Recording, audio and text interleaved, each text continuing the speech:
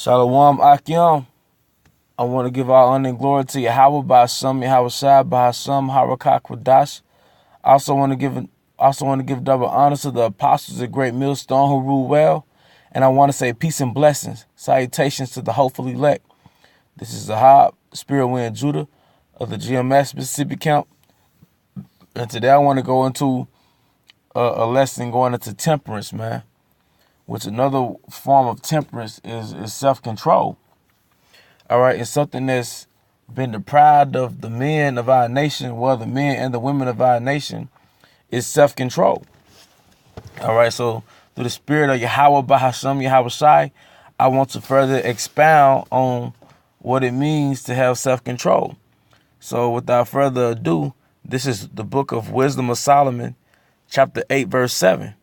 It says, "And if a man love righteousness, her labors are virtues, which the her is wisdom, for she teacheth temperance and prudence, justice and fortitude, which are such things as and can have nothing more profitable in their life."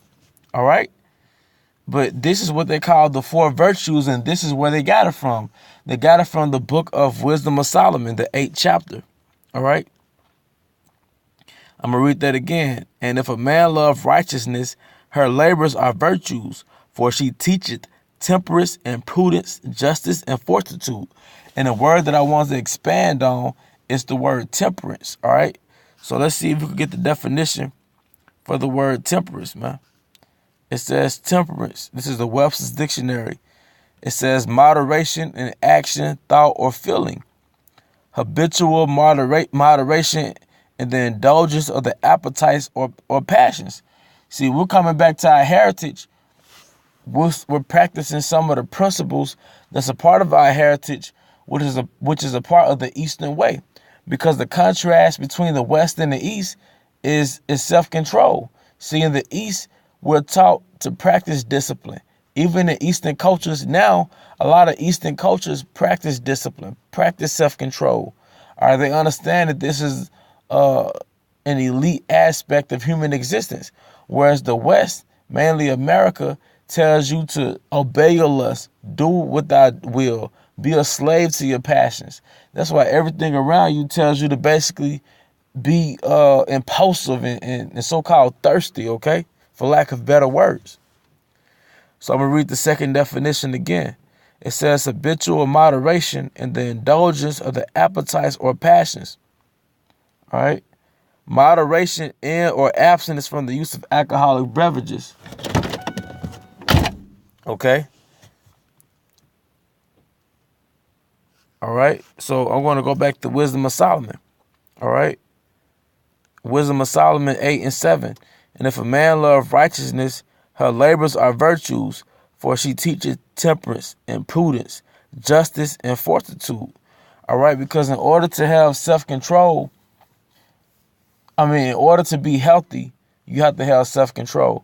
So to maintain longevity in your life, and to have a healthy life, and to not be at the hospital, all right, to be able to walk in your full strength, you need self-control.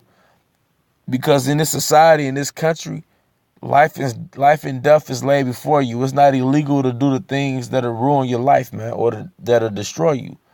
So it takes self-control on an extreme level in America to basically stay in the truth, but not only that, to basically live a life of basically elitism, man. All right? Because life and death is laid before you. So it takes self-control to eat healthy. It takes control to have standards.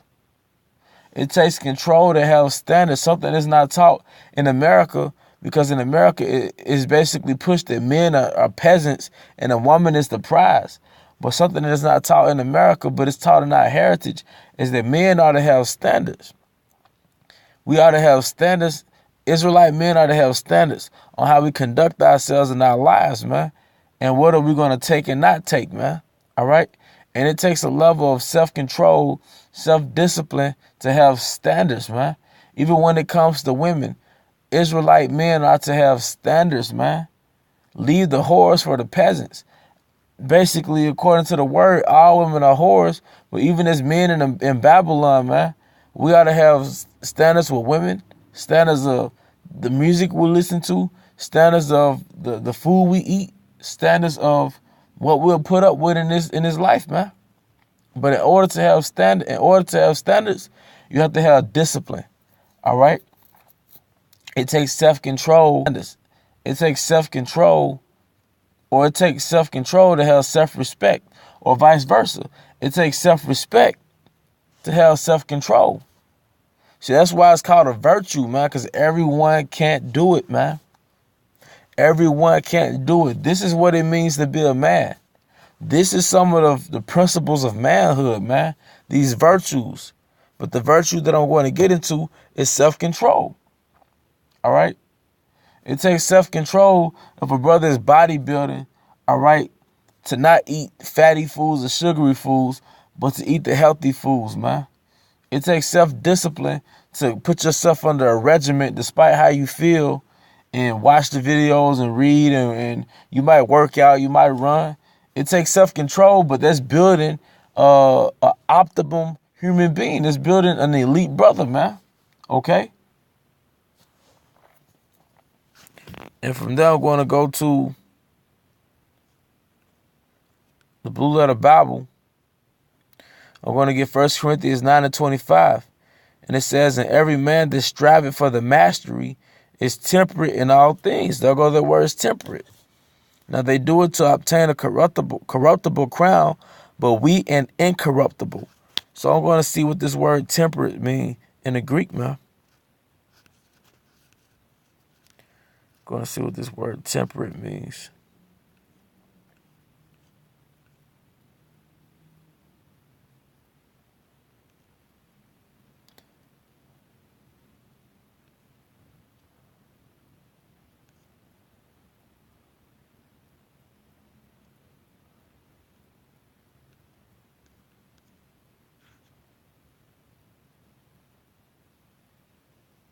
Strong's G 1467. Ekratuamai. Ekratuamai. Ekratuamai. All right. And it says on the Strong's info, it says to exercise self-restraint and diet and chastity. Cannot contain, be temperate. So basically to exercise self-restraint. What's another phrase from self-restraint? Or what's another definition for self-restraint? Self-control, self-discipline. What are you restraining? Your passions, your lust. What does it say? Let me see if I can Google it right quick. Blue Letter Bible it right quick. Well, actually, that's in Sirach. All right. Actually, what I'm looking for is in Sirach to further expound on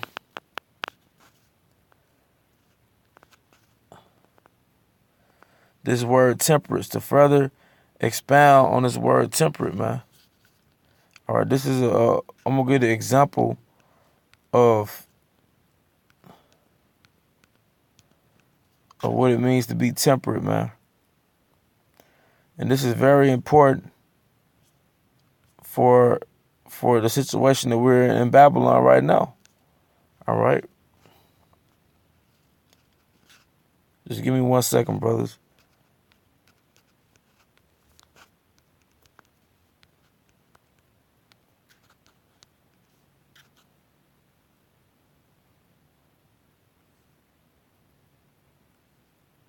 Oh, this is a good one. I wasn't even looking for this one.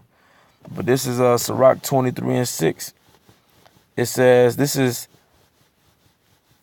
Sirach 23:6.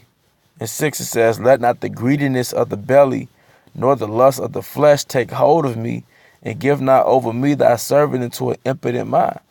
But it says, let not the greediness of the belly, man, which just goes into indulgence, or the lust of the flesh. All right, that goes into your passions, man. Your desire to fuck, or desire to have sex all the time, to have sex with every woman you see, your desire to fight, your desire to have pride, or always want to get your point across, or you know what I'm saying, unnecessarily defend yourself, your desire to just sleep when it's time to put in work. Those are your passions, man. That's your flesh. But the self-restraint means that you're restraining your passions. What they call the id, man. Those basic instincts, man. Okay? See, a lot of Israelites have been dehumanized into animals because they only function off the flesh, man. Or there must be the spirit, because I was looking for another scripture, but this scripture came up. I'm going to read that again. Sirach 23:6. Let not the greediness of the belly nor the lust of the flesh take hold of me, and give not over me thy servant into an impotent mind. Okay? So let's see if I could get a definition on self-control. All right, because basically temperance goes into self-control. It says the ability to control oneself, in particular one's emotions and desires, or the expression of them in one's behavior, especially in difficult situations. See, in nigger culture and American Babylonian culture, they're both similar because they both teach you to embrace your lust, man. How many rappers do you know mainstream that rap about having self-control? How many commercials you see rap about promote self-control? If anything, they'll tell you to wear a rubber, man. All right? Wear a rubber. They skip the part where you're supposed to have self-control.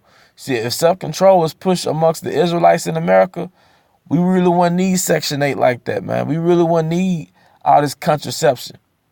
See, that genocide movement, that black genocide eugenics movement, and that Planned Parenthood is an implication that Israelites don't have self-control. So it's basically implying that you're animals, man. But according to our law, we're supposed to have self-control, man. Okay? And from there, I'm going to get the definition. Well, I think I already got that one, but I'll read that again. Merriam's definition of the word temperance. Second definition, habitual moderation in the indulgence of the appetites of passions. Okay? And finally, I'm going to get a quote on temperance. This is by Thomas Aquinas. It says, temperance is simply a disposition of the mind which binds the passions. So it all starts in the mind. And from personal experience, something that I noticed that strengthens your minds to give you that willpower over your flesh or your passions, all right, or your lust, is fasting. If you fast, that sort of cleans your spirit. It cleans your mind of that filthiness, man. Going on a detox, not only does it detox your body, but it detoxes your spirit, man. Okay? So going back to the point, the conclusion of this lesson is, and I hope you brothers are edified, is that we as elite Israelite men are to practice self-control, man. That's part of having class, man.